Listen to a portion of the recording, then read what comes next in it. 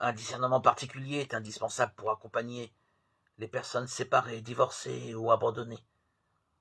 La souffrance de ceux qui ont subi injustement la séparation, le divorce ou l'abandon doit être accueillie et mise en valeur, de même que la souffrance de ceux qui ont été contraints de rompre la vie en commun à cause des mauvais traitements de leur conjoint.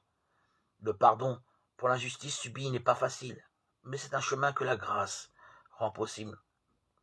D'où la nécessité d'une pastorale de la réconciliation et de la médiation, notamment à travers des centres d'écoute spécialisés. En même temps, les personnes divorcées, mais non mariées, qui ont souvent des témoins de la fidélité conjugale, doivent être encouragées à trouver dans le repas de la scène la nourriture qui les soutienne dans leur état.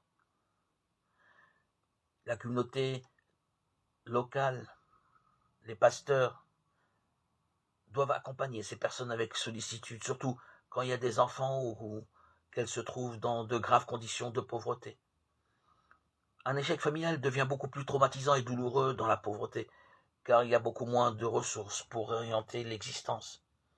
Une personne pauvre, privée de l'environnement de protection que constitue la famille, est doublement exposée à l'abandon et à tout genre de risques pour son intégrité.